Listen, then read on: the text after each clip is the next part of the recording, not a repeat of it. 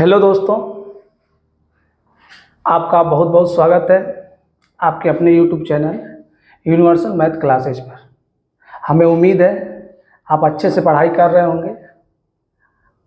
आज हम लोग यूपी पुलिस के प्रीवियस ईयर को सॉल्व करेंगे। जैसा कि आपको मालूम है, यूपी पुलिस में गणित का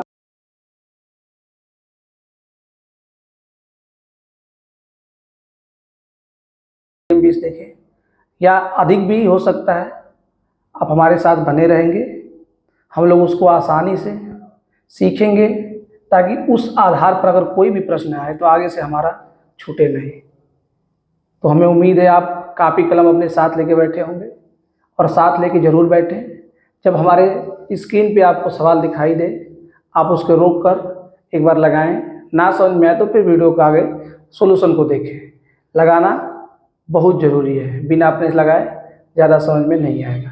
ठीक है, तो चलिए क्लास को शुरू करते हैं। जैसा कि पहला क्वेश्चन आपके सामने दिख रहा है, बी की अपेक्षा ए दोगुनी गति से काम करता है और वे दोनों एक साथ काम करके किसी काम को 16 दिन में पूरा करते हैं, तो बताइए कि ए अकेला उस काम को कितने दिन में करेगा।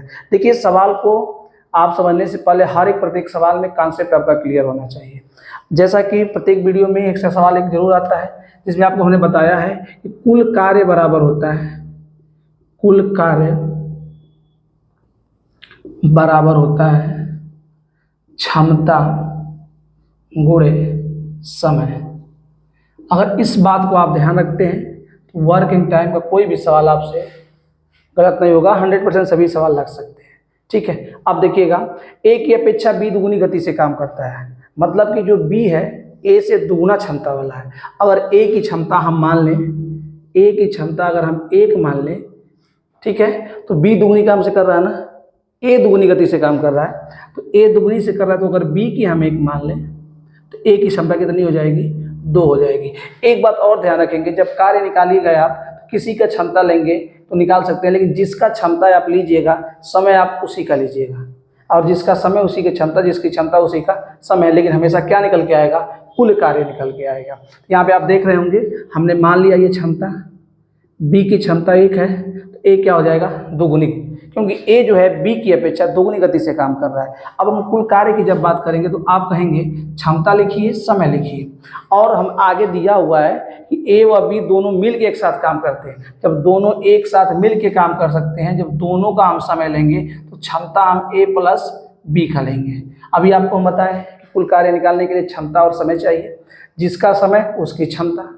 जब समय दोनों का तो क्षमता भी दोनों की, तो दोनों की क्षमता कितनी हो जाएगी, 2 1 3। जब ये आपका 3 क्षमता हो जाएगी, समय दिया है 16, तो यही हमारा हो जाएगा टोटल कार्य, यही हमारा टोटल कार्य हो जाएगा। और जब आपके पास कार्य हो, किसी एक की क्षमता दी हो, समय निकालना हो, तो कार्य में भाग देके निकाल सकते हैं। तो ये हमारा टोटल कार्य आ गया, टोटल कार्य आ गया 16 3 48। ठीक, अब जब कार्य हमारा 48 आ गया तो पूछा हमसे कि ए कितने दिन में करेगा, तो ए की क्षमता हमें मालूम है 2, ए की क्षमता हमें मालूम है 2। जब क्षमता दिया हुआ है, कार्य मालूम है, तो कार्य में अगर क्षमता से भाग देंगे तो समय निकल जाएगा। तो इतना आप टाइम वेस्ट ना करें, आपको हम पूरा बेसिक से समझा रहे हैं, आप तुरंत हल कर सकते हैं। तुरंत डिवाइड कर दीजिए इसको 2 से ये कटेगा 8 बार में, 8 तरीके 24।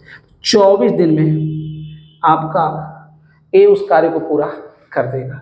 आपको किसी भी सवाल में किसी प्रकार की कोई समस्या हो, कोई छोटी छोटी बात या बड़ी बात जो भी हो समझ में ना आए, तो आप अवश्य हमें कमेंट में बताएं ताकि हम उसे बताने का प्रयास करेंगे। तो सवाल आपको समझ में आया होगा, पहला सवाल था आपके सामने। ठीक, पूरा कंसेप्ट क्लियर करते हुए बेसिक से समझते चलें और तुरंत लगाएं। ठीक है, इसको वीडियो को रोक के सवाल नोट कर लिया करिए। आइए दूसरे सवाल की ओर बढ़ते हैं। अगला क्वेश्चन आपके सामने है, किसी वस्तु पर क्रमशः 15%, 20% और 25%, 15%, 20% और 25% का छूट दिया जाता है। जैसा कि आपको मालूम होगा, अगर आप पढ़े होंगे तो, कि जब 2 छूट दी होती है तो 2 छूट का हमारा फार्मूला होता है x plus y minus x y बटे में 100। समतुल्य बट्टा का है या एकल छूट का है, दोनों इससे निकलेगा। जब 2 छूट दिया हो तब, यहाँ पे 3 छूट दिया है तो हम लोग क्या करेंगे, पहले इन दोनों को लेके हल कर लेंगे, कोई ना कोई मान आ जाएगा, फिर उसको और इसको लेके हल कर लेंगे, फिर हमारा आंसर निकल के आ जाएगा। तो इसको आप x मान लो, इसको आप y मान लो। तो यहाँ पे आपका हो जाएगा 15, प्लस 20 माइनस 15 गुणे 20/100। 20 से कटेगा 5 बार में, 5 से कटेगा 3 बार में, 20 10 30 5 35, 35 में से अगर 3 घटाओगे आप तो आएगा 32। ठीक, अब 32 को और 25 को एक साथ हल कर लीजिए इसी फार्मूले पर, तो आपका क्या हो जाएगा 32 प्लस 15 माइनस 32 गुणे 25/100।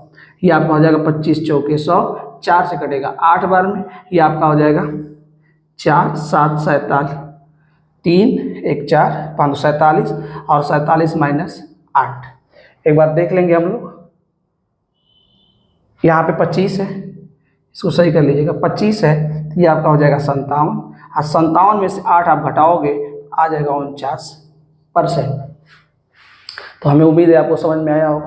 तुरंत इसको हम लोग फार्मूले से लगा लेंगे। एक दूसरा तरीका भी होता है जिसको हम अभी बता दे रहे हैं आपको, ये भी सही है। इधर इसका प्रयोग आप कब करिएगा, इसका प्रयोग तब करिएगा जब इसको इनटू में लिखने पे ये कट जाए, ताकि आसानी से घटाने में दिक्कत ना हो। पॉइंट में जाए दिक्कत करेगा, पॉइंट में ना जाए तो इसका यूज कर सकते हैं। अगर पॉइंट में जाए तो इसको भिन्नात्मक रूप में बदल के, प्रतिशत को भिन्न में बदल के भी हम इसका मान निकाल सकते हैं। जैसा कि आपको मालूम होगा, इधर आप देख लीजिएगा 15% दिया हुआ है, 15% का भिन्नात्मक वैल्यू होती है आपकी 3/20, ठीक, और 20% है तो 20% की वैल्यू होती है 1/5, और 25% की होती है 1/4।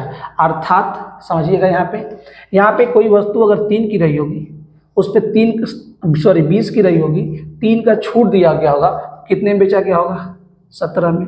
5 की रही होगी, 1 का छूट दे कितने बेचा गया होगा 4 में।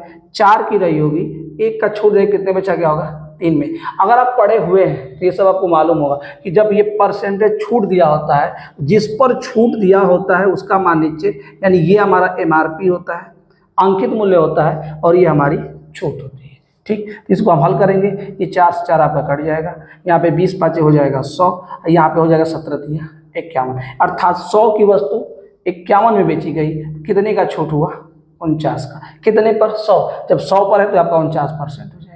इससे भी आप अपना आंसर निकाल सकते हैं। हमें उम्मीद है दोनों आपको समझ में आए होंगे। सवाल को नोट कर लीजिए। आइए देखते हैं अगला सवाल। अगला सवाल आपके सामने है, XYZ अनुपात दिया हुआ है, XYZ का अनुपात दिया है 2 संबंध 3 संबंध 5, ठीक है, और कह रहा है कि इन तीनों का योग आपका 80 के बराबर है। तो Z का समीकरण Z बराबर AX माइनस 8 हो तो A का मान बताओ। सुनना ध्यान से भैया, ये तीनों का अनुपात दिया है और तीनों का योग कितना है 80। तो यहाँ पे देखो 3 2 5 5 5 10 रेशियो की बात करें तो ये कितने के बराबर हो जाएगा 80 के। तो यहाँ से 1 रेशियो की बात करेंगे तो कितना आ जाएगा 8। जब 1 रेशियो हमारा 8 आएगा तो 2 रेशियो 8 दूना के 16, 3 रेशियो 8 3 के 24 और 5 रेशियो 8 5 40। यानी ये x हो गया हमारा, ये y और ये वाला z। अब इसमें मान पुट कर दो ला के, ठीक। z का मान कितना आया यहाँ से 40, x का मान कितना आया है 16 माइनस 8, ठीक। इसको इधर लाएंगे माइनस तो प्लस होगा, 40 8 48 हो जाएगा बराबर 16 a गुणे 16। गुणा कर रहा इधर भाग करेगा तो भाग करेंगे तो कितना आ जाएगा 3 आ जाएगा। कोई दिक्कत किसी को? इधर देखिएगा, इसको समझेंगे थोड़ा सा रेशियो में। अगर ये आपको समझ में ना आए तो एक बात ध्यान देना, अनुपात का सवाल आप पढ़े होंगे। इसको हम मान सकते हैं कि जो हमारी पहली संख्या है ये वाली, ये हमारी 2x है, दूसरी वाली 3x है और तीसरी वाली 5x है। अब तीनों का योग कितना दिया हुआ है 80। जब 80 दिया हुआ है, ये पहली संख्या x वाली, ये दूसरी संख्या और ये तीसरी संख्या, जब तीनों को जोड़ेंगे तो 5 3 8 2 10x बराबर हो जाएगा 80। तो यहाँ से x का मान कितना आ जाएगा 8, x का मान 8। अब यहाँ पे रखो x का मान, क्योंकि पहली संख्या 2x है ना, 2x मतलब गुणा करना है इसका, 8 दूना के 16 8 3 के 24 8 5 40, तो 16 24 40। अब तीनों संख्या निकाल लिए और z और x यहाँ पे रख दिए, रख के a का मान निकाल लिए, ठीक। चलो अगला क्वेश्चन। अगला क्वेश्चन आपके सामने है, CP और SP का अनुपात दिया है, क्रय मूल्य और विक्रय मूल्य का अनुपात दिया है 10 संबंध 11, यानी कि CP/SP CP बटे में SP बराबर दिया है 10 बटे में 11। यानी कोई वस्तु अगर 10 में खरीदी गई है तो कितने में जा रही है? 11 में। बोलो भैया कितने का लाभ हुआ? 1 का। कितने पर? 10 गुणे 100। क्योंकि हमें आपको बता, यहाँ पे जानते होंगे आप कि लाभ प्रतिशत बराबर होता है लाभ बटे में क्रय मूल्य गुणे 100। ठीक है, 10 में खरीदा, 11 में बेचा, कितने रुपए का लाभ? 1। अनुपात में लेके चल रहे हैं, अनुपात रेशियो में 1 हो जाएगा और CP 10 गुणे 100 कितना परसेंट आ जाएगा? 10%। हमारा 10% क्या हो जाएगा? लाभ हो जाएगा। ठीक है, अगला क्वेश्चन। अगले सवाल में देखिए आपको ध्यान देना पड़ेगा। जैसे मान लीजिए कुछ पैसों को लेकर हम बाजार जा रहे हैं, तो कुछ दिन बाद हमने देखा कि जो सामान हम खरीद रहे थे उस सामान का दाम बढ़ गया, लेकिन हमारे पास जो पैसा हम लेके जा रहे थे बाजार करने के लिए वो पैसा वही है, तो आप क्या करोगे? बताइए। दाम बढ़ गया, हम पैसा मान लीजिए 500 लेके बाजार करने जा रहे थे, दाम बढ़ गया, तो पहले 10 किलो अगर कोई सामान ला रहे थे तो अब कम लेके आएंगे। ठीक, और जब एक ध्यान रखेंगे, जब दो राशियां इस प्रकार से होती है कि एक राशि अगर बढ़े और दूसरी राशि का मान घट जाए, या पहली राशि घटे दूसरी राशि का मान बढ़ जाए, तो इस संबंध को व्युत्क्रमानुपाती कहते हैं। व्युत्क्रमानुपाती का मतलब होता है उल्टा। अगर अनुपात 1 संबंधित 2 है तो दूसरे का अनुपात क्या होगा? 2 संबंधित 1 हो जाएगा। ठीक है, इस बात को ध्यान रखेंगे। और मान लीजिए हम बाजार कहीं गए हैं कोई सामान खरीदने के लिए, तो वहाँ पे कुल मात्रा, हमारा कुल पैसा कितना लगेगा, ये किस बात पर डिपेंड करता है? तो दाम और मात्रा, दाम और मात्रा, कि हमने दाम उसका कितना है और हमने खरीदा कितना, यही हमारा कुल खर्च होगा। तो कुल खर्च में परिवर्तन न हो, दाम बढ़े तो मात्रा घटा देंगे, दाम बढ़े तो मात्रा को घटा देंगे। जैसा कि आपका सवाल में दिखा है कि चावल की कीमत 60% बढ़ गई, और आप पढ़े होंगे परसेंटेज तो मालूम होगा, पर 60% का मतलब होता है 3 बटे में 5। अगर दाम आपका पहले 5 रुपया था, दाम अगर आपका पहले 5 रुपया था, तो अब दाम कै रुपया हो गया? 8 रुपया। आप कहोगे सर हमें खर्चा वही रहना चाहिए, हमारे पास तो पैसा उतना ही है, तो मात्रा को कम करना पड़ेगा। तो जब दाम 5 से 8 होगा तो मात्रा 8 से 5 हो जाएगी, मात्रा हमारी 8 से 5 हो जाएगी। आप बताओ कितनी कमी हुई? 3 की। कितने पर? 8 गुणे 100। तो और 1/8 को आपको मालूम होना चाहिए कि 1/2 होता है 50%, 1/4 जो होता है 25%, 1/8 जो होता है 12.5% होता है। तो यहाँ पे 1/8 दिया हुआ है, गुणे 3 है, 1/8 का मतलब 12.5, और गुणा कर देंगे तो 37 सही 1/2। यानी इसको हल कर लेना है आप, हल करने पे आ जाएगा 37 सही 1/2%। अगर दाम में वृद्धि होगी तो मात्रा में 37 सही 1/2% की क्या करनी पड़ेगी? कमी करनी पड़ेगी। ठीक है, चलिए आगे बढ़ते हैं। अगला सवाल आपके है, कोई व्यक्ति साइकिल पर 100 किलोमीटर की दूरी तय करता है। पहले 2 घंटे में उसकी चाल 20 किलोमीटर प्रति घंटा थी और शेष यात्रा में उसकी चाल 10 किलोमीटर प्रति घंटा थी। औसत चाल बताइए। औसत चाल, जब सुनना ध्यान से, जब दूरी बराबर हो, जब दूरी बराबर हो तो औसत चाल का सूत्र होता है 2xy बटे में x प्लस वाई। औसत चाल का सूत्र होता है 2xy बटे में x प्लस वाई, लेकिन कब? जब दूरी बराबर होगी तब। यहाँ पे कह रहा है कि 2 घंटे में उसकी चाल 20 किलोमीटर प्रति घंटा थी और शेष यात्रा उसने 10 किलोमीटर प्रति घंटा से की। तो यहाँ पे दोनों दूरी बराबर नहीं है। कैसे नहीं है? ध्यान दीजिएगा। दूरी बराबर आपका होता है चाल गुणे समय, चाल गुणे समय। ठीक है, टोटल दूरी कितनी है समझना ध्यान से इतनी बात को। तो टोटल दूरी दिया है आपको 100 किलोमीटर, टोटल दूरी 100 किलोमीटर। अब व्यक्ति चलना शुरू करता है, 2 घंटे चलता है, अब 20 के हिसाब से चलता है, तो 20 के हिसाब से चला होगा, मतलब 20 की चाल से 2 घंटे में तो कितनी दूरी चल गया होगा? 40 किलोमीटर। कितनी दूरी? 40 किलोमीटर। व्यक्ति 100 किलोमीटर दूरी थी टोटल, 2 घंटे चला, 20 की चाल से 40 चला, अब शेष दूरी कितनी बची? 60। जब इसको चला तो किस चाल से चला? वो 10 से चला। ये आपकी दूरी हो गई, और इससे चाल कितना है उसका? चाल उसका है 10। तो इसमें समय कितना लगा हो? तो समय बराबर हो जाएगा दूरी बटे में चाल, यानी 60 बटे में 10, यानी 6 घंटा। ठीक है, यहाँ पे उसको क्या लग गया? 6 घंटा लग गया। यहाँ पे क्या घंटा लगा था? 2 घंटा लगा था। अगर ये दूरी दोनों बराबर रहती तो डायरेक्ट हम लोग सूत्र लगा देते, लेकिन दूरी बराबर तो है नहीं। जब दूरी बराबर न हो तो औसत चाल का सूत्र होता है कुल दूरी बटे में कुल समय। कुल दूरी बटे में कुल समय, औसत चाल बराबर होता है कुल दूरी बटे में कुल समय। बताइए कुल दूरी टोटल कितनी है? 100। यहाँ तक जाने में उसको 2 घंटा लगा, यहाँ तक जाने में 6 घंटा लग गया, तो कितना हो जाएगा?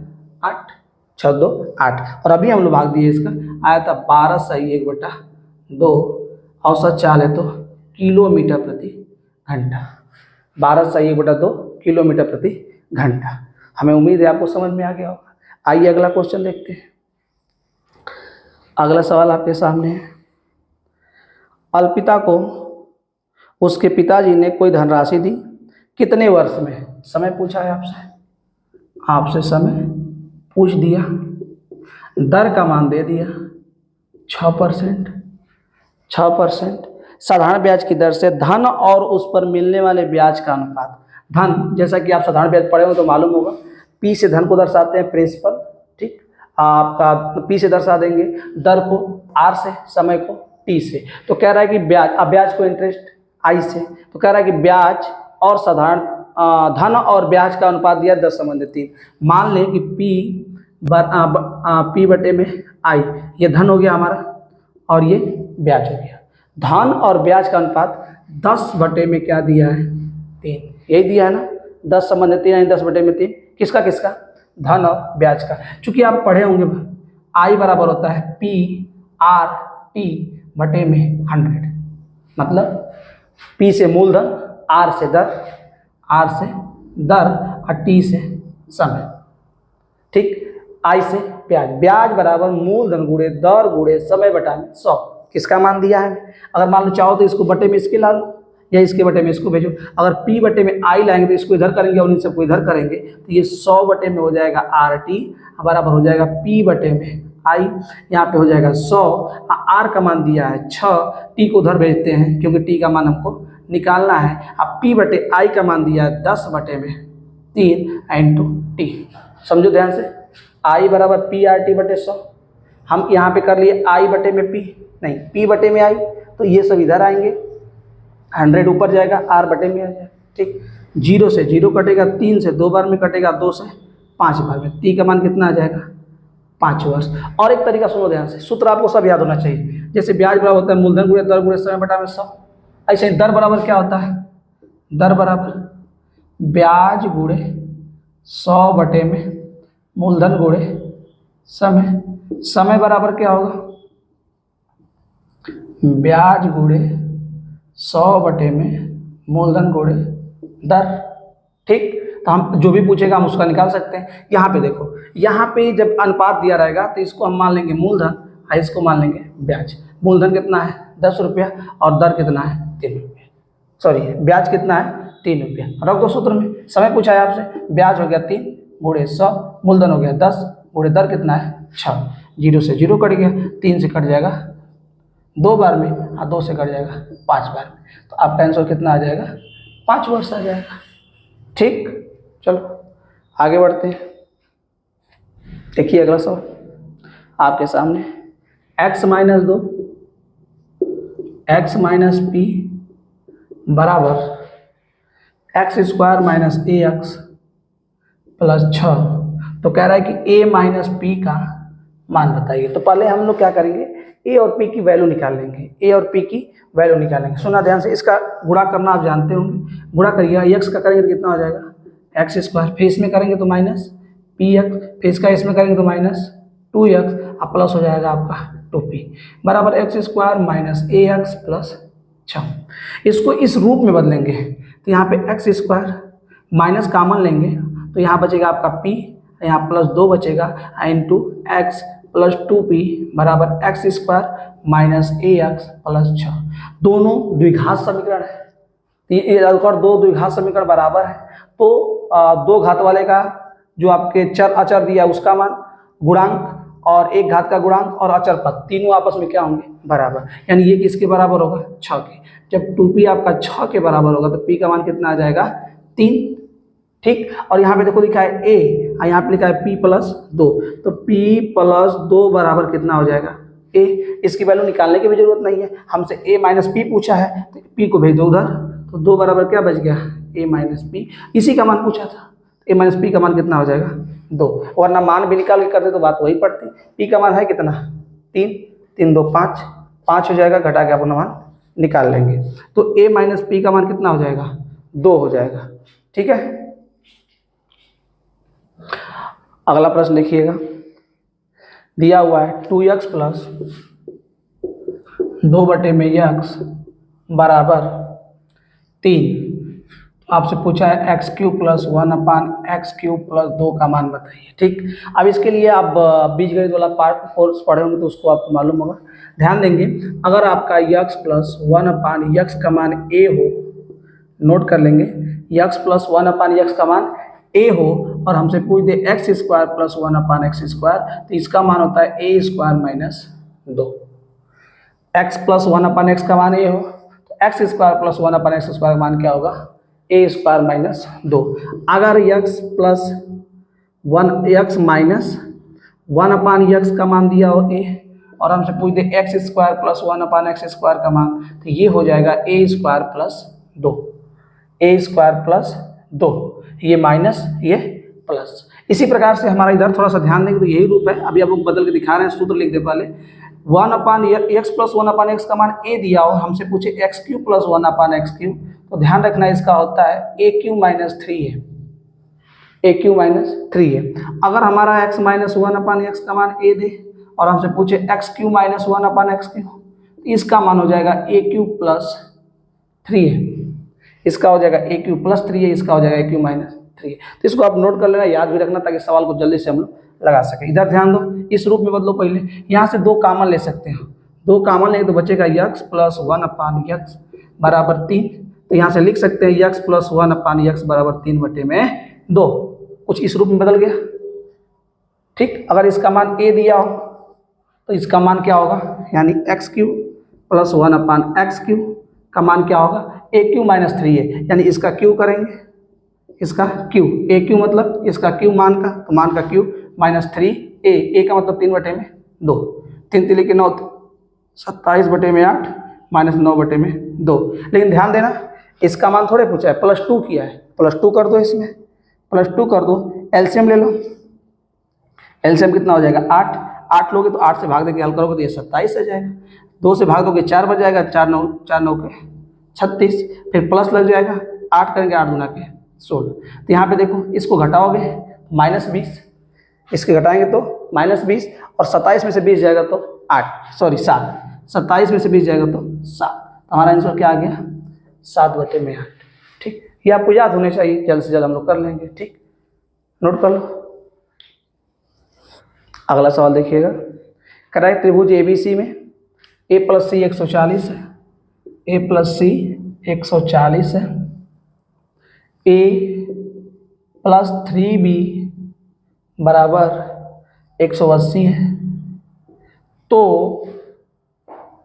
कोण A का मान पूछा है। देखो भैया कितना सिंपल है, हमें मालूम है कि कोण A प्लस कोण B प्लस कोण C, यानी किसी भी त्रिभुज के तीनों कोणों का योग 180 अंश होता है। त्रिभुज के तीनों कोणों का योग 180 अंश होता है। सुनो ध्यान से, जल्दी लगाओ। a प्लस सी का मान 140 दिया है, यानी a और c की जगह पे हम लिख सकते हैं 140, तो बराबर 180 दिया है। इसको घटा लेंगे तो कोण b का मान आ जाएगा। कोण b का मान कितना आ जाएगा 40। जब कोण b का मान हमारा आ जाएगा 40, तो यहाँ पे रख दो, तो 3 × 40, 3 × 40 मतलब 120 बराबर 180 दिया है। हमको मान किसका चाहिए a का, भेज दो उधर, पक्षांतर करके प्लस में जाके माइनस में हो जाएगा, और 180 में से 120 घटेगा तो कितना बच जाएगा 60। ठीक है, चलो आगे। अगला सवाल है, PA और PB किसी वृत्त है जिसका केंद्र O है, पर इस प्रकार स्पर्श रेखा है कि APB 80 अंश है, तो AOP का मान पूछा है। चित्र समझो, एक वृत्त है जिसका केंद्र क्या है O है, इसकी एक स्पर्श जिसका केंद्र O है, इस पर स्पर्श रेखा खींची गई है P से, इस प्रकार से खींची गई है स्पर्श रेखा। स्पर्श रेखा का मतलब क्या होता है, वे रेखा जो वृत्त को किसी एक बिंदु पर काटे। स्पर्श करना मतलब एक बिंदु पे काटना होता है, उसको क्या कहते हैं स्पर्श रेखा। इसका मान दिया है A, इसका मान दिया है B, इसको इससे मिलाओ, इसको इससे मिलाओ। अब देखो किसका किसका मान दिया है APB, इसका मान आपको दे दिया कितना 80, इसका मान दे दिया है 80। तो आपसे पूछ रहा है AOP, इसको मिला दो इससे।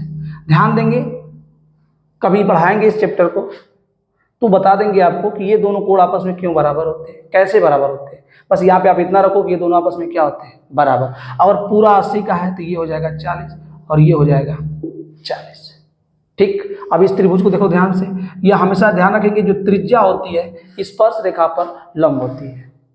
किसी भी वृत्त की जो स्पर्श बिंदु पर खींची गई त्रिज्या और स्पर्श रेखा होती है परस्पर लंब होती है। ये कोण आपका कितना डिग्री हो जाएगा, 90। ये सब आपको मालूम रहना चाहिए क्योंकि थ्योरी आप पढ़े होंगे, नहीं पढ़े होंगे तो थ्योरी पढ़ें पहले। ये 90 हो गया, ये 40 हो गया। अगर इस त्रिभुज को हम ले लें, इस वाले त्रिभुज को, तो ये 90 और ये 40, जबकि आपको मालूम है कि त्रिभुज के तीनों कोण का योग 180। ये 90 और ये 40, 90 40 130 और 130 और टोटल 180 होने के लिए इसको कितना होना पड़ेगा, 50। तो ये कोण कितने का हो जाएगा, 50 का हो जाएगा। ठीक, हम लिख नहीं रहे हैं कोण A + B प्लस, मतलब नाम लिखे 180 लिखे, यहीं पे समझिए ना आप कि इसका मान 40। इस ट्रायंगल में हम देख रहे हैं OAP में ये 40, ये 90, तो ये 50, क्योंकि तीनों योग कितना होना चाहिए, 180। ठीक है, बढ़ो आगे। अगला सवाल आपका त्रिकोणमिति से है, दे दिया है tan 5x - 10 बराबर काट 5y + 20। तो हमसे पूछा है इसमें x + y का मान, ये सवाल आपका त्रिकोणमिति से है ना। देखो ध्यान से, tan काट दिखाई दिया। एक बात सुनो ध्यान से, चेंजिंग का नियम आप जानते होंगे। जो sin x होता है, साइन आपका किस में चेंज होता है, कास में, और कास किस में चेंज होता है, साइन में।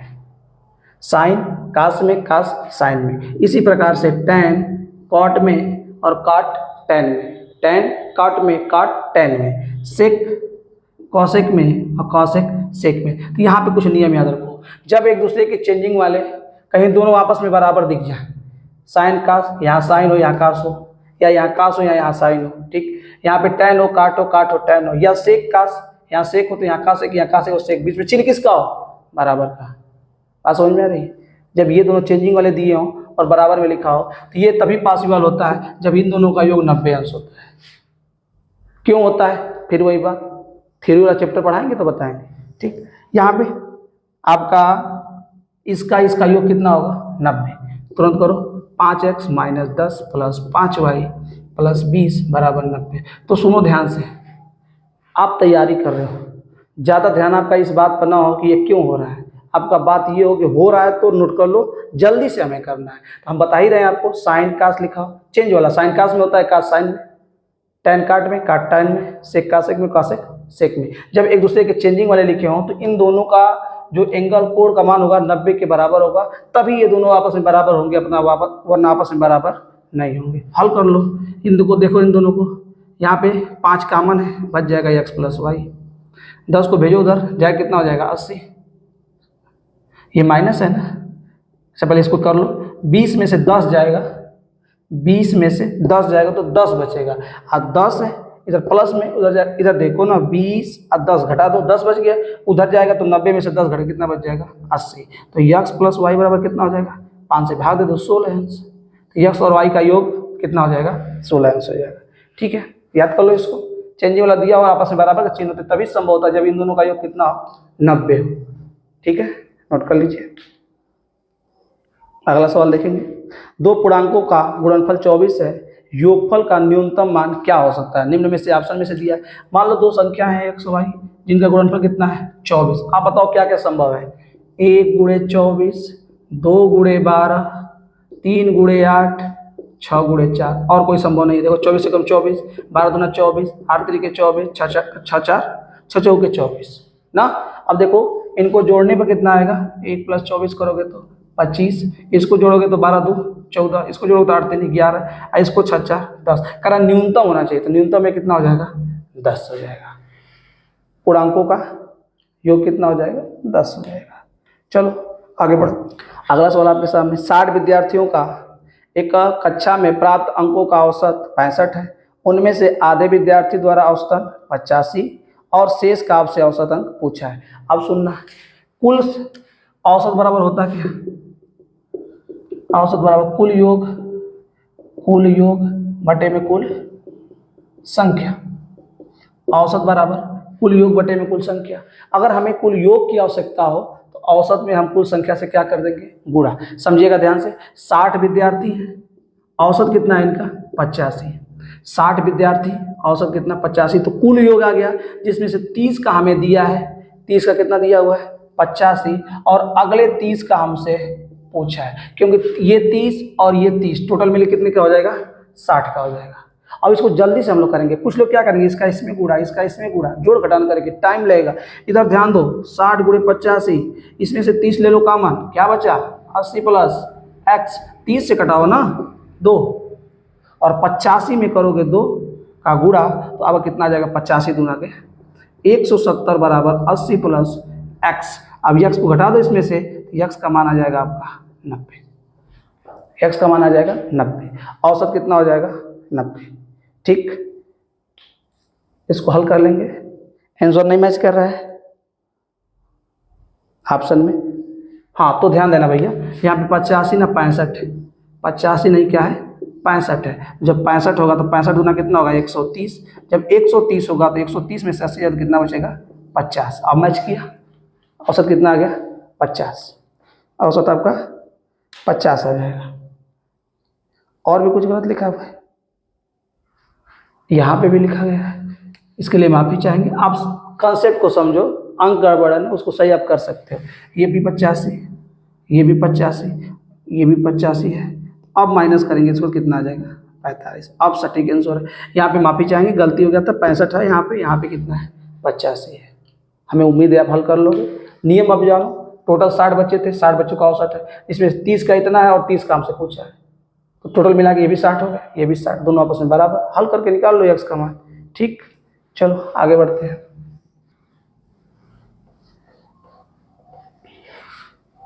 आप प्रत्येक वीडियो में प्रत्येक जो सवाल है उनको वीडियो को रोक के सवाल नोट कर लिया करिए। ठीक है, अगला देखिए, x बराबर दिया है √a प्लस 1/√a।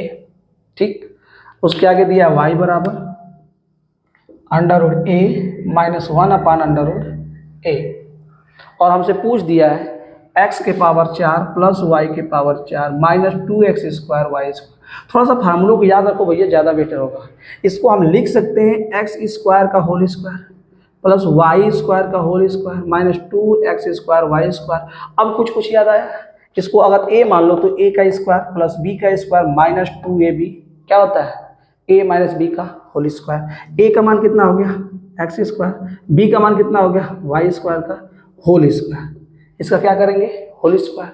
ठीक है, अब देखो ये वर्गांतर है, a² माइनस b²। क्या करते हैं, फार्मूला होता है a² माइनस b² बराबर एक कोष्टक में a प्लस b और एक कोष्टक में a माइनस b। तो इसको भी हम वही करेंगे, बड़का कोष्टक लगाओ x प्लस y और यहाँ पे होगा x माइनस y, ठीक, का होल स्क्वायर। अब इनका वैल्यू निकाल लो। सुनो ध्यान से, थोड़ा फास्ट करना सीखो। x में y को जोड़ना है, अब लिख के जोड़ो, टाइम वेस्ट ना करो। x में y को जोड़ना है, जैसे ही इन दोनों को जोड़ेंगे ये प्लस में ये माइनस में कट जाएगा, क्या बचेगा √a कितना हो जाएगा 2√a। ये x प्लस y का मान हो गया। ठीक, अब देखो x में से y को घटाना है, इसमें से इसको घटाएंगे, जब इसमें से इसको घटाएंगे, जिसको घटाए था उसका चिन्ह बदलता है, ये माइनस में हो जाएगा, ये प्लस में हो जाएगा। तो जब ये माइनस में होगा तो इससे ये वाला कट जाएगा। अब ये दोनों आपस में जुड़ जाएंगे, 2/√a का होल स्क्वायर। ठीक, √a से √a क्या कट गया, 2 दूना के 4 का स्क्वायर यानी 4 चौके 16 हमारा सटीक आंसर हो जाएगा। कोई दिक्कत, बढ़े आगे, सवाल को नोट करते चलें। आप लोग ना समझ में आए तो पूछते चलें कमेंट करके। ठीक है, आगे हम लोग प्रयास करते हैं 20 क्वेश्चन इस वीडियो में। ठीक, फिर कंटिन्यू आप बने रहेंगे, अगले जस्ट तुरंत बाद वाले वीडियो में अगले 20 क्वेश्चन मिलेंगे आपको। ठीक, देखो आगे अगला सवाल दिया है, x बराबर घनमूल x² प्लस 11 माइनस 2 तो x³ plus 5x² plus 12x का मान हमसे पूछा है। ठीक है, देखेंगे इसको हम लोग। पहले तो ध्यान दीजिएगा एक्स क्यू पूछा है, मतलब दोनों पक्षों का घन करना ही पड़ेगा। दोनों पक्षों का घन करना तो एक काम करना, थोड़ा सा दोनों पक्षों का घन तो हम करेंगे, लेकिन 2 को इधर लेके चले आएंगे, तो यक्स प्लस 2 हो जाएगा बराबर घनमूल एक्स स्क्वायर प्लस 11। दोनों पक्षों का लिख लेना, दोनों पक्षों का घन करने पर तो यहाँ पे क्या हो जाएगा, यक्स प्लस 2 का होल क्यूब बराबर, इसका घन कर देंगे तो घनमूल का चिन्ह गायब हो जाएगा, एक्स स्क्वायर प्लस 11। अब फार्मूला याद करो, ए प्लस बी का होल क्यूब क्या होता है, ए प्लस बी का होल स्क्वायर, स्क्वायर छोड़िए स्क्वायर जानते होंगे, क्यू देखिए A cube plus B cube plus 3a square B plus 3ab square. अगर यहाँ माइनस होता है, यहाँ माइनस, यहाँ माइनस, यहाँ प्लस ही रहता है, ठीक है। इसको ध्यान देंगे, ए प्लस बी का होल क्यूब तोड़ दो जल्दी से, x cube plus b cube मतलब 2 का घात 3 मतलब 2 दूना के 4 दूना के 8 प्लस यहाँ पे रखो 2a स्क्वायर बी, ए स्क्वायर बी यानी कि 3x स्क्वायर, बी का मतलब 2 प्लस 3ab स्क्वायर, ठीक, बराबर क्या है एक्स स्क्वायर प्लस 11। इधर देखो एक्स क्यूब प्लस 8, 3 दूना के 6x स्क्वायर प्लस 2 दूना के 4, 4 तिहाई 12x बराबर एक्स स्क्वायर प्लस 11। इधर देखिए 8 को उधर भेजते हैं और इसको एक तरफ करते हैं, 6x स्क्वायर में से x स्क्वायर घटेगा तो कितना बचेगा 5x स्क्वायर, अब प्लस 12x बराबर 8 उधर जाएगा घटेगा, 11 में से 8 जाएगा तो कितना बचेगा 3। इसका मान हमसे पूछा है, जब इसका मान पूछा है हमसे तो कितना मान हो जाएगा 3 हो जाएगा। ठीक है दोस्तों, बढ़ते हैं आगे। ठीक, अगले सवाल को देखते हैं। अगला सवाल दिया है कि निम्नलिखित में से 3 भुजाओं वाले कौन से समुच्चय से त्रिभुज बनाया नहीं जा सकता है। सुन ध्यान से, कहीं भी 3 भुजा दिया होगा, पूछे त्रिभुज बनेगा कि नहीं बनेगा, तो किन्हीं 2 भुजाओं का योग, किन्हीं 2 भुजाओं का, 3 भुजा दिया रहेगा ना, किन्हीं 2 भुजा का योग तीसरी से हमेशा बड़ा होना चाहिए और किन्हीं 2 भुजाओं का अंतर तीसरी से हमेशा छोटा होना चाहिए। अगर 2 भुजाओं का योग तीसरी से छोटा हो जाएगा तो त्रिभुज नहीं बन पाएगा। 3 भुजा दिया हो, 3 भुजा, 2 भुजा लो, तीसरी से बड़ी होनी चाहिए, किन्हीं 2 को लो, तीसरी से बड़ी होनी चाहिए, योग अंतर उस संख्या से छोटी। ऑप्शन नंबर 20 सटीक दिख रहा है आपको, 5, 8 और 15, 8, 5, 13, 2 भुजाओं का योग कितना हो गया 13, 13 क्या है 15 से छोटा है, 13 15 से छोटा है, इसका मतलब ये संभव नहीं है। याद कर लो अभी से, 3 दिया हो माप तो 2 का योग तीसरा से बड़ा और 2 का अंतर तीसरा से छोटा, तभी त्रिभुज बनेगा, वरना त्रिभुज नहीं बनेगा। ठीक है, हमें उम्मीद है आपको समझ में आया होगा। आइए अगला सवाल। अगला सवाल आपके सामने है, किसी वृत्त का व्यास ए बी, केंद्र O तथा उसकी परिधि पर एक बिंदु P है। चित्र बनाओ, वृत्त O है, व्यास ए बी है और इसकी परिधि पर कोई बिंदु P है। ठीक है, POA इसको मिला दो, ये एंगल दिया है 120 अंश, तो हमसे पूछ रहा है PBO। देखिए इन सब सवालों को थोड़ा ध्यान से देखें, हम लिख नहीं रहे हैं, आपको भी लिखना नहीं है, लिखने वाला काम तो छोटे क्लास में 10, 11, 12 में किया जाता है, डायरेक्ट इसमें हम लोग को आंसर निकालना है। यहाँ देखो अगर 120 है, ये आपका 120 है, तो आपको मालूम है एक सीधी रेखा पर कितने अंश का कोण बनता है 180, अगर ये 120 है तो कितने अंश का हो जाएगा 60। और एक ध्यान रखना, किसी भी त्रिभुज में अगर 2 भुजा बराबर तो इसके सामने का कोण ये और इसके सामने का कोण ये आपस में बराबर होगा। त्रिभुज एक ही होना चाहिए, 2 अलग अलग त्रिभुज नहीं, एक ही त्रिभुज में अगर 2 भुजा बराबर तो सामने कोण भी बराबर, अगर कोण बराबर तो सामने की भुजा भी बराबर। थोड़ा ध्यान दो यहाँ पे हम देख रहे हैं कि इसको हम लोग त्रिज्या कहेंगे। त्रिज्या कहते हैं कि इसको है केंद्र से परिधि कहीं मिला तो त्रिज्या, ये भी आपकी त्रिज्या, तो ये दोनों आपस में बराबर है, तो इसके सामने का कोण ये होगा, इसके सामने का कोण ये होगा और इसके सामने का कोण ये होगा, ये भी दोनों आपस में क्या होंगे बराबर होंगे। अगर इसको यक्स कह लो तो ये भी कितना होगा यक्स, अब तीनों का योग कितना होगा 180। सुनाई दे रहा है? अब बार बार हम कह रहे हैं पेन ना उठाएं, नहीं आएगा तो हम बताएंगे, लेकिन समझो ये 60 है, तीनों का योग 180 होना चाहिए। तो आप बताओ अगर ये 60 है तो ये दोनों मिलके 120 होने चाहिए, तभी तो 360 होगा, सॉरी 180 होगा। त्रिभुज के तीनों कोणों का योग 180 करना है। अगर ये 60 है तो ये दोनों योग मिलके 120 होना चाहिए। 120 का मतलब ये वाला भी 60 और ये वाला भी 60। ठीक, हमसे मान किसका पूछा है PBO कितने डिग्री हो जाएगा 60 डिग्री हो जाएगा। चलिए अगला 19वां सवाल देखते हैं। 20 ही सवाल लगाते हैं हम लोग आज। वीडियो को कंटिन्यू बनाए रखेंगे आप, अगले वीडियो में 20 क्वेश्चन मिलेंगे आपको। अगला फिर से त्रिकोणमिति का है, जो कि आप पढ़े हैं कक्षा 10 में, ऊंचाई और दूरी। कह रहा है कि 200 मीटर की ऊंचाई पर उड़ने वाले किसी विमान का पायलट किसी नदी के दोनों किनारों पर दो बिंदुओं को देखता है। मान लीजिए यहाँ पे नदी में उड़ा रहा है पायलट, यहाँ से देखता है दो बिंदुओं को, एक किनारा इधर है, एक किनारा इधर है। अवनमन कोण का मतलब नीचे की ओर देखना पड़ता है, उन्नयन कोण का मतलब ऊपर की ओर। थोड़ा सा हम लोग चर्चा कर लेते हैं। उन्नयन कोण किसको कहते हैं? देखो, जैसे मान लो कि हम अपनी आँख से सीधा देख रहे हैं, किसी वस्तु को ऊपर देखने के लिए आंख उठाए, सीधा देख रहे थे, जितना ऊपर उठाए उसको उन्नयन कहेंगे। ठीक, सीधा देख रहे थे क्षैतिज, ऊपर उठाए उन्नयन, नीचे देखने के लिए नीचे करें अवनमन, ऊपर उन्नयन, नीचे अवनमन। ठीक, तो यहाँ पे वही कर रहा है, एक को 45 पर और एक को 60 पर। एक को देखने के लिए 45 और एक को 60। अगर ये 45 तो ये भी कितना हो जाएगा? 45। अगर ये 60 है तो ये भी कितना हो जाएगा? 60। ये पूरा ही हमारी नदी है। मान लेते हैं यहाँ से इसकी दूरी x है और इसकी दूरी y। तो अगर हमसे नदी की चौड़ाई पूछे तो हम किसका मान बताएंगे? x प्लस y का। और हमें नदी की चौड़ाई ही पूछा है, ये नदी है, बीच में जा रहा था पलट उड़ा के, इधर देखा 60 पे, इधर देखा 45 पे। आप पढ़े होंगे हाइट एंड डिस्टेंस का। यहाँ पे एंगल देखते हैं और मान देखते हैं, किसका मान दिया है? ये लंब है और ये आधार। लंब और आधार का संबंध tan से होता है। त्रिकोणमिति पढ़ाएंगे तो पूरा विस्तार से बताएंगे किसका संबंध क्या होता है। यहाँ सवाल हम लगा रहे हैं, इस बात को ध्यान दें। लंब और आधार, एंगल क्या है? 45। तो tan 45 बराबर हो जाएगा लंब बटे में आधार, आधार मतलब y। आपको मालूम है tan 45 का मान 1, tan 45 का मान 1, गुणा कर दो, y का मान कितना आ गया? 200।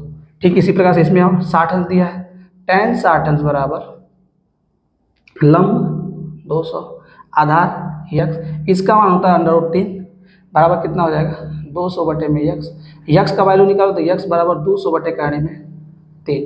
तो x का मान आ गया 200 बटे करने में 3, y का मान आ गया 200। हमसे पूछा है नदी की चौड़ाई, दोनों को आपस में जोड़ दो। बोलो कौन सा ऑप्शन हो जाएगा?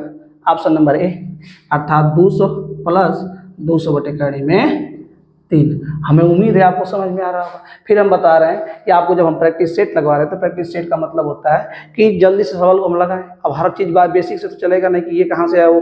अब इसमें tan sin सबके बारे में बताएंगे, तो बेसिक क्लास जो चलेगा उसमें आप देख सकते हो। ठीक, अगला सवाल, और आज इसको हम लोग अंतिम रखते हैं। ठीक है, ध्यान दीजिएगा। अगला सवाल आपका आयतन संबंधित है। एक बात समझेंगे, कोई भी वस्तु होती है, इस वस्तु को मान लीजिए एक वस्तु को गोल सी है, इसको तोड़ तोड़ कर हम कई को वस्तु बनाएं, तो वस्तु को बनाने में जितना मटेरियल लगा होगा वही मटेरियल उनके में भी होगा। मटेरियल का मतलब आयतन, इसका जितना आयतन होगा वही उसका आयतन होगा। मान लो इस मार्कर को हमने तोड़ दिया 2 खंड में, तो इस पूरे बड़े मार्कर का आयतन उन दोनों टूटे हुए छोटे छोटे टुकड़ों के आयतन के क्या होगा? बराबर होगा। मान लीजिए कोई वस्तु है, गोला है, उससे हम बेलन बनाए और शंकु बनाए, तो बेलन और शंकु का जो आयतन होगा गोले के आयतन के बराबर होगा। इस बात को ध्यान देंगे। सवाल हमारा क्या कह रहा है? 9 सेंटीमीटर त्रिज्या का एक गोलक है, इसको पिघलाकर 6 सेंटीमीटर का एक गोलक और एक बेलन बनाया जाता है। तो यहाँ पे ध्यान दीजिएगा, गोलक बड़का जो है, गोलक का आयतन एक बड़ा सा गोलक है, इससे क्या बनाया जाता है? एक गोलक और एक बेलन। एक गोलक बनाया जाता है और एक बेलन। तो सुनो ध्यान से, तो इस बड़े वाले का जो आयतन होगा, इस गोलक के आयतन और बेलन के आयतन क्या होगा? बराबर। गोलक का मतलब होता है गोला, गोला का आयतन क्या होता है? 4/3 पाई आर क्यूब। याद करो, गोला के आयतन का सूत्र 4/3 पाई आर क्यूब। ये भी है तो वही लिखाएगा 4/3 पाई आर क्यूब। इसका होता है पाई आर स्क्वायर एच, आयतन का सूत्र। बेलन का आयतन पाई आर स्क्वायर एच, गोलन का आयतन 4/3 पाई आर क्यूब। जहाँ आर क्या है? त्रिज्या। आर क्या है? त्रिज्या। हल करें मान रख के, इसका त्रिज्या बड़का वाला का 9 दिया है, इसका त्रिज्या 6 दिया है और इसकी त्रिज्या भी 6 है, क्योंकि बोला है प्रश्न में आपकी समान त्रिज्या का। और यच का मान हमसे ऊंचाई का मान पूछा है। हल कर दो जल्दी जल्दी। 4/3 पाई, आर का मतलब 9 है तो 9 के घाते 3 बराबर 4/3 पाई आर घाते 3 मतलब 6 के घाते 3 प्लस पाई आर स्क्वायर मतलब 6 का स्क्वायर इंटू एच।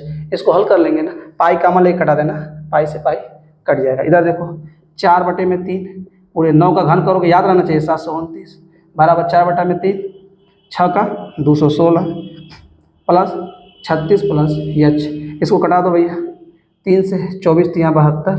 ठीक, 3 से कटा दो 7 से 3 दूना 10। ठीक, अब आगे कितना? 4 × 300 200, 4 × 243 बराबर 4 × 72 प्लस 36 × यच।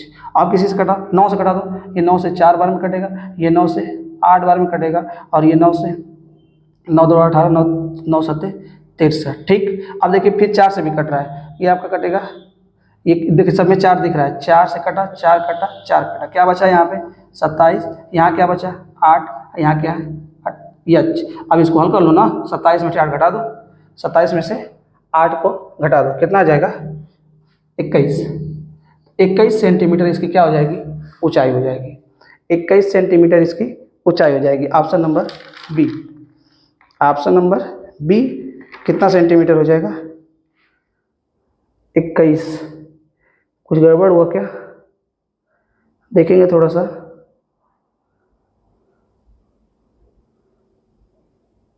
सॉरी, माफ़ी चाहेंगे, यहाँ 27 में से 8 घटाना है तो 19 बचेगा, कितना 19। इसको थोड़ा सही कर लेंगे, यहाँ पे 19 बचेगा, 27 में से 8 जाएगा तो 19। ठीक है, तो मेरे दोस्तों हम लोग 20 क्वेश्चन लगा लिए, 20 क्वेश्चन को अगले वीडियो में करेंगे।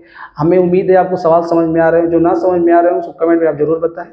हम लोग इस बार आने वाले वैकेंसी जो है पुलिस की छोड़ेंगे नहीं, उसको एक वर्दी अपने पे लेके ही रहेंगे। ठीक है, तो आज के लिए हम लोग इतना ही रखते हैं। आप वीडियो को जरूर शेयर करें, अपने दोस्तों तक पहुँचाएँ, और अपना और हमारा दोनों लोग का सहयोग जरूर करें। ठीक, आज के लिए इतना ही, जय हिंद।